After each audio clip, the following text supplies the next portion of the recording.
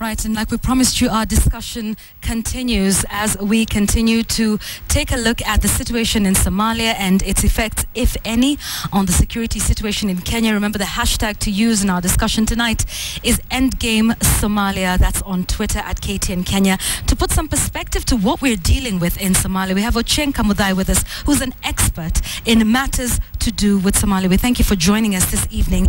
Perhaps you could start by painting the picture of what we're dealing with in Somalia. What sort of nation is it? What are the intrigues and the politics, if we can just have that briefly? The situation in Somalia began way back in 1991 when the government of Siad Barre collapsed. And it collapsed in that the Somalis themselves organized themselves against a dictatorial regime. But after that, they fragmented into clanism and they fought themselves.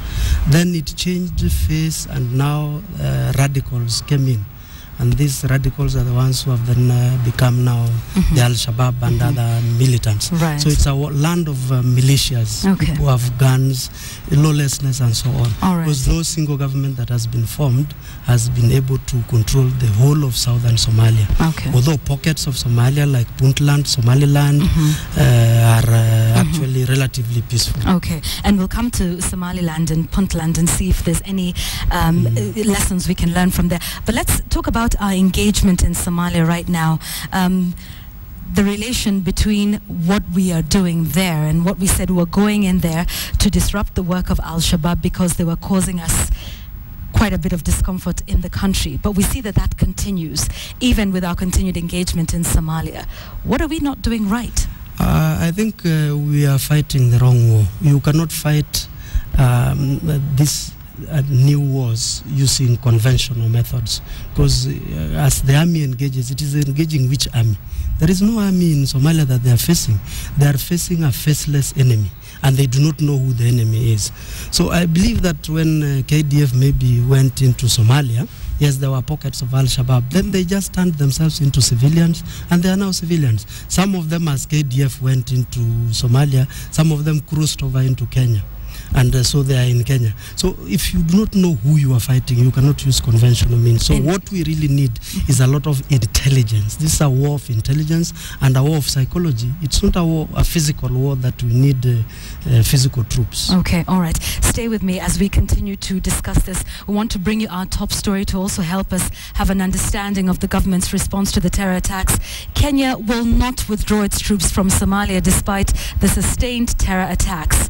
Just hours after the latest blast in Nairobi left 3 people dead and 86 others injured, Deputy President William Ruto has vowed that Kenya will keep its troops in Somalia. Ruto says that withdrawing now would be cowardly and indiscriminate terror attacks that have left Kenyans disillusioned with the Kenya Defense Force's continued stay in Somalia almost 3 years since entry. So what is the way forward? Ben Kitili now reports. Barely 24 hours after the latest attacks, twin almost simultaneous bus blasts that killed 3 and left scores injured. With President Uhuru Kenyatta conspicuously missing away on a trip, his deputy William Ruto spent the better part of Monday morning holed up in a meeting with top security chiefs. And one of the items up for discussion was Kenya's continued deployment of its troops in war-torn Somalia. And Kenya is not flinching on the issue. Unable to confront our security agencies directly, the terrorists have now resorted to soft targets to pressure Kenya into relenting and withdrawing from Somalia. We will not relent, and we will not withdraw from Somalia. Ruto attributed what he called success in weakening the terror group Al-Shabaab inside Somalia to the Kenya Defense Force's success on the front line. We are on top of this situation. What you see are desperate kicks of a dying horse. Ruto sought to assure Kenyans that security agencies will hunt down all perpetrators of terror, but singled out the judiciary, urging them to be firmer in the war against terror. He cited the high number of terror suspects who had been arrested but are out on bond. We call on all players in the justice, law and order sector to stand with Kenyans. The government's response followed an intense public discussion sparked off by KTN Weekend Prime's weekly analysis segment, checkpoint. The Orange Democratic Party, meanwhile, is adamant that Kenyan soldiers must leave Somalia. In a statement signed by acting party leader Anyang' Nyong'o, the party says Kenya needs a roadmap for withdrawal from Somalia. Nyong'o says ODM is demanding convincing answers and action. Ever since Kenya's incursion into Somalia in 2011, Al-Shabaab have vowed to retaliate on Kenyan soil.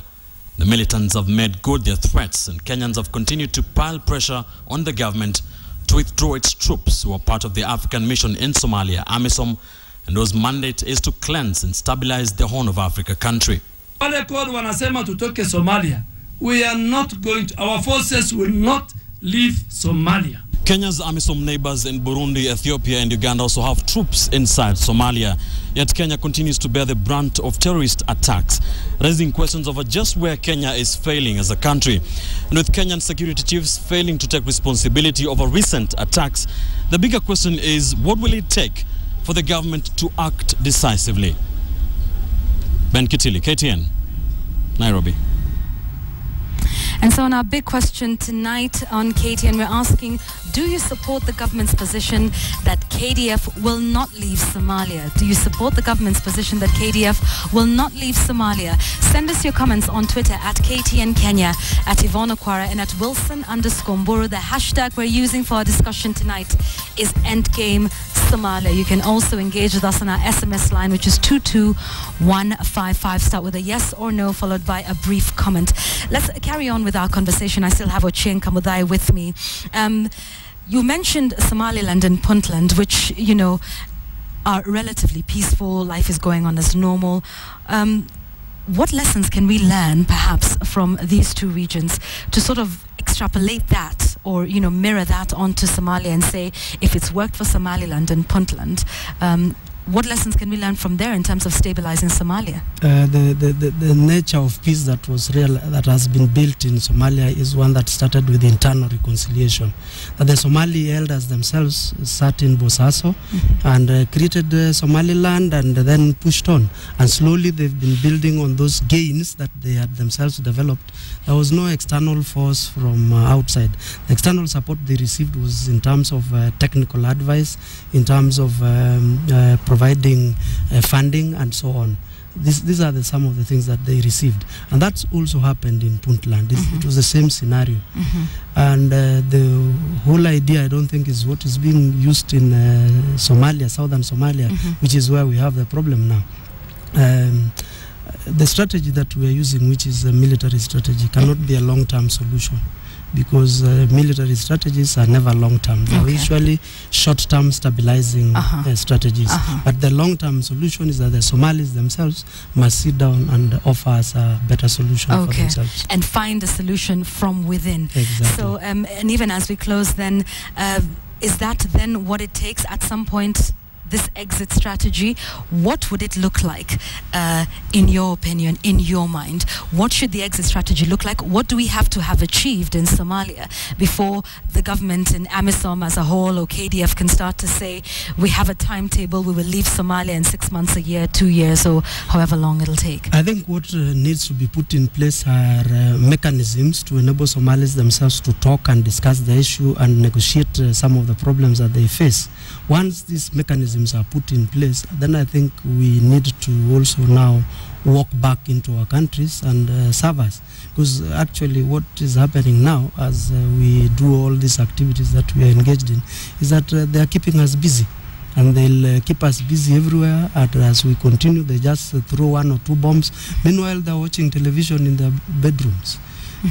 Our strategy is not netting any ideal person. Do you see this happening, though, already training Somali forces, training the Somali police, creating an environment of national security, so to speak, and strengthening the structures of the government in Mogadishu? The problem is one that who are we training? Have we done a good profile of the people we are training?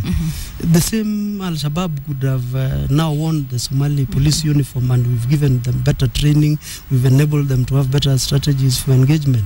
So we needed to profile very well and get the right people and allow the Somalis to take the wider course of these activities so that they can be able to deal with it.